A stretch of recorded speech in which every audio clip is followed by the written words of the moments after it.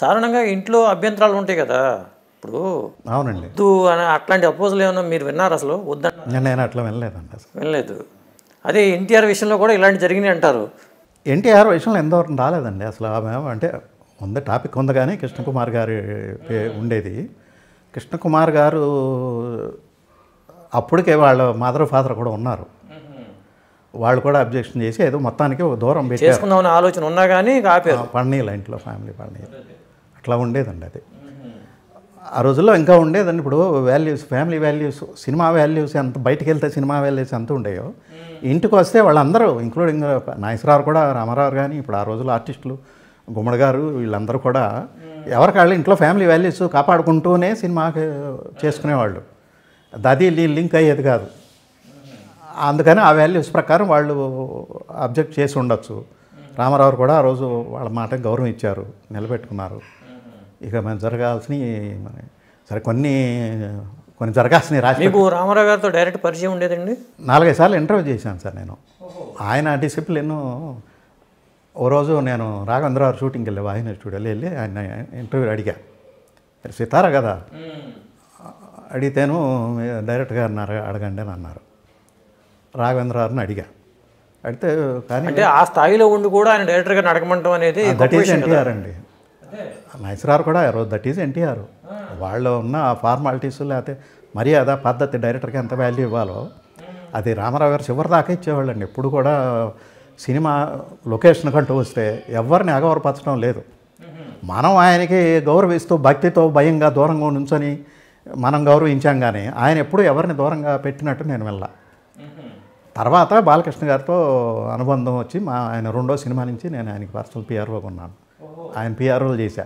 Disco king నుంచి నేను art director, అదే మన్నయ్య ఆర్ట్ డైరెక్టరు, నేను పిఆర్ఓ చేశాను. నేను ఆయన సినిమాలకి దాదాపు సమరసింహారెడ్డి వరకు చివరి మేజర్ సినిమాలు నేనే చేసేవాడిని.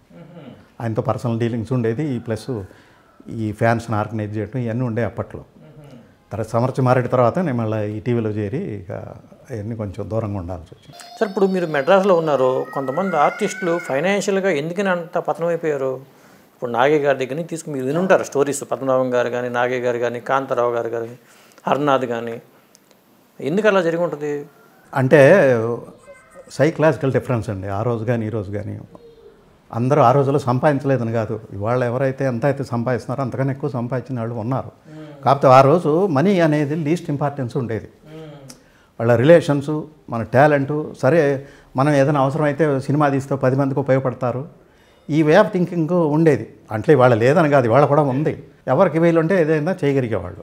సావిత్రి గారిదే మన మహానటిలో చూసాం. మహానటిలో అందులో చూసింది 50% 100% కరెక్ట్ అండి. అలాగే ఆర్టిస్టులు కాంతారావు గారు పాపం, ఆయన ఎంత పెద్ద హీరో, ఆయన కూడా సరిగ్గా నిలబెట్టుకోలేకపోయారు. రాజనాల్ గారు ఉన్నారు, మన నాగయ్య గారు ఉన్నారు, కన్నాంబ గారు ఉన్నారు. ఆ రోజుల్లో ఎవరు కూడా లీస్ట్ ఇంపార్టెన్స్ ఇచ్చేవాళ్ళని. Money last importance.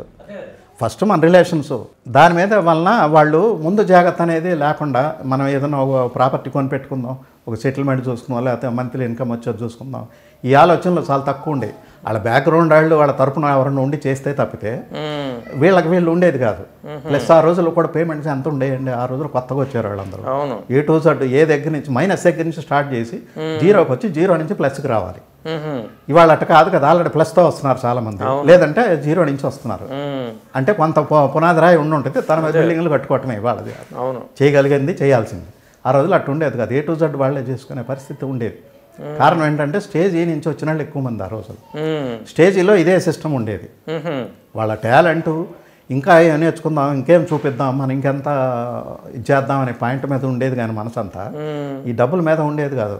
ఒకవేళ వచ్చినా కూడా ఏ రోజుకి ఆ రోజు ఖర్చు పెట్టేసుకోవటం, ఇది చేసుకోవటం అట్లా ఉండేది వాళ్ళకి.